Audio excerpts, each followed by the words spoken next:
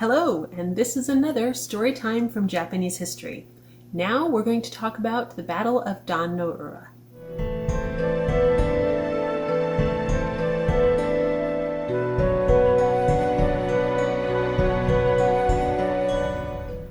No Ura is one of the most critical turning points in Japanese history, and you can legitimately say it is the reason Japan is the country it is today. Quick review, we are in the Heian era, but we are at the very end. This is what ends the Heian era and begins the Kamakura. This is the transition, this battle right here. So just a quick recap on the Genpei Wars. We are having a struggle, a civil war between the Taira clan and the Minamoto clan. Now, if you remember, Japanese characters can be pronounced a number of ways. The Taira clan can also be pronounced the Heike, and the Minamoto can also be pronounced Genji. So if you've heard of the Heike Monogatari, the tale of the Heike, that is the story of the Genpei War. That is our fictional, non-fiction history of what happened here. And here's an interesting bit. The color of the Taira clan was red. The color of the Minamoto clan was white. And if you're thinking, that's red and white, that's the color. Yes, that is why Japan's colors are red and white today, because of this war 1,000 years ago.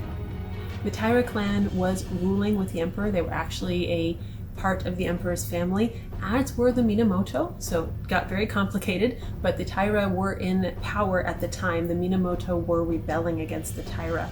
So this battle is taking place at the south end of Honshu, which is the main island, the largest island of Japan.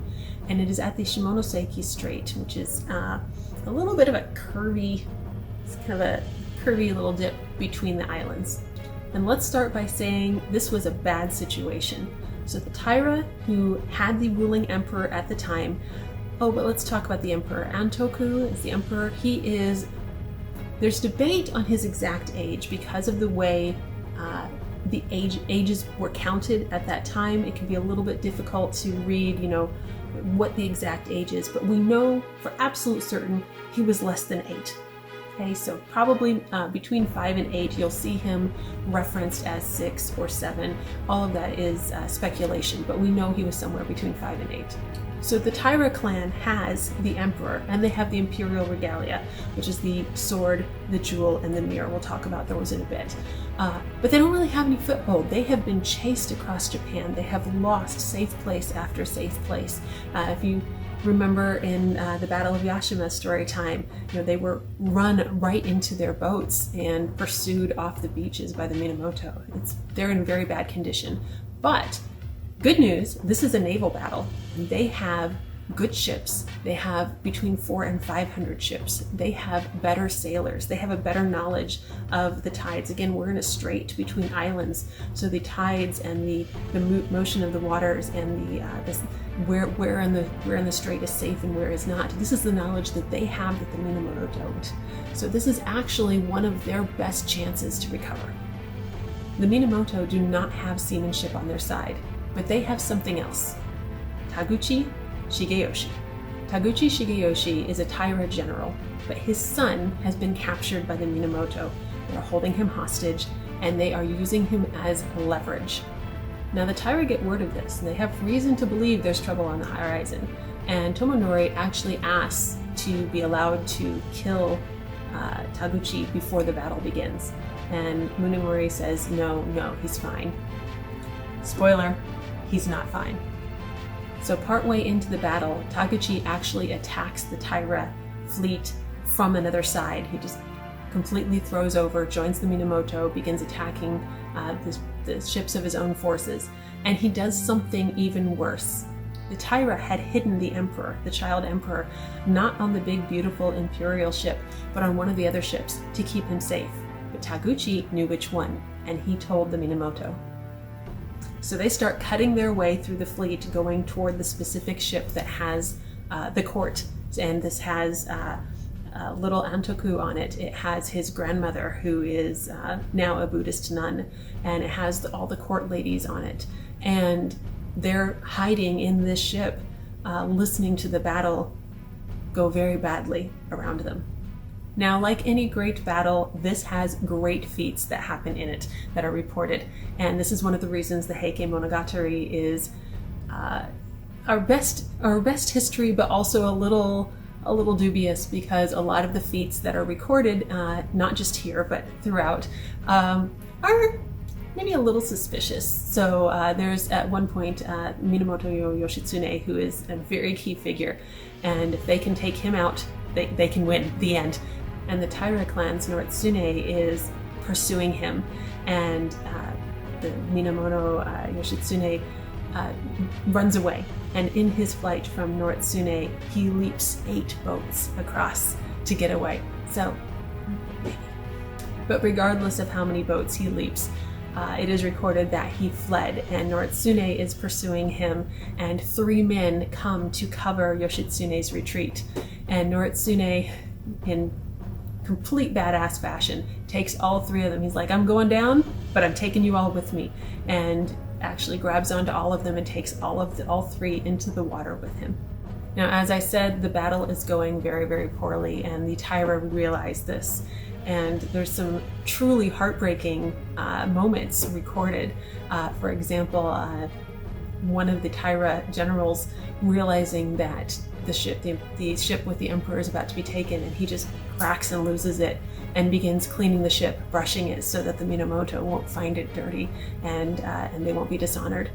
So the battle is drawing to its climax, and the Taira are losing, and everyone knows what's coming, and everyone is determined not to be taken and dishonored as a prisoner. If they're going out with honor. So Taira no Norimori ties an anchor to himself and his armor and throws himself into the sea.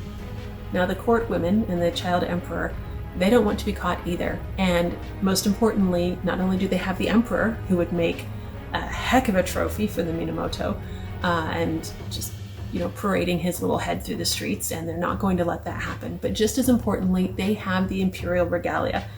And whoever possesses the imperial regalia has the divine right to rule. So they are not going to let the Minamoto get these. It's a bit of, you may take this by force, but you will never have the right.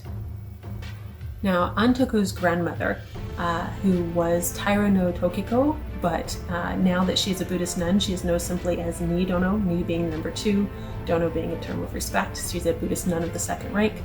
And she announces that she will go with her emperor, and everyone knows what that means. So they gather little Antoku and the imperial regalia, and they go out on deck. And while Norimori had used an anchor to take himself down, the court women do not need an anchor because they are all in jinihitoi. These are the beautiful multi-layered silk robes that are also incredibly heavy, and as soon as they fill with water, they're going to be incredibly, incredibly heavy. And so holding the little emperor and the imperial regalia that they are going to keep out of the hands of the Minamoto, and Nidono tells Antoku to call the name of the Buddha. This is Pure Land Buddhism. You can call on the Buddha for salvation as you die. And then she says, in the sea we have a kingdom, and goes over. And the court women follow, carrying the imperial regalia with them. Now the Minamoto see the women coming out on deck, and they know what's going to happen. They know what's going on, and they're trying everything they can do to get there before the women can go in with the emperor and the regalia. They are not fast enough to get Nidono and Antoku.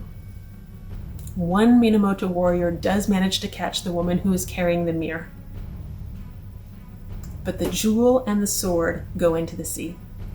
Now this is where it gets very interesting, because again, we have to have these regalia in order to have divine right to rule. These regalia are traditionally handed down from the gods themselves to the first emperor of Japan and passed on through lineage. And without these, there is no right to rule. So the Minamoto have the mirror. They were able to catch her before she went in. They do not have the sword or the tama, the jewel. And so they send divers in, and they are able to recover the tama, the jewel. And then it gets really interesting. So this sword, Kusanagi no Tsurugi, is an ancient sword with a legendary history. It has its origins in Japanese myth and has been passed down for centuries, even already at this point. But now it's gone. So there's some differing stories on what may have happened with the sword at this point. Some say that it was a replica that went into the sea, and the true sword was never in danger. Some say the replica was forged after. That would be disastrous for tradition, so we don't like that theory. Some say that it was returned supernaturally, brought to the surface or carried to shore. Some have it recovered elsewhere. That's what I did with my own telling of the story when I wrote that. But these are the imperial regalia. They are never seen, they are never photographed, they are never drawn. They will be present at certain imperial ceremonies. They were present at the abdication in 2019, but even then they weren't seen. They were present in cases and enshrouded for their safety. But you will frequently see references to the sword, the mirror, and the magatama, or the jewel. And yes, if you're a Sailor Moon fan and you're remembering that those three things came together to form the Holy Grail, that was what they were referencing. So in the end, with the loss of the Battle of No Ura and the loss of Emperor Antoku, that Taira had nothing left to fight for and no way to fight, and the Minamoto took over the country. And this was actually the beginning of the shogunate, and the rest is history.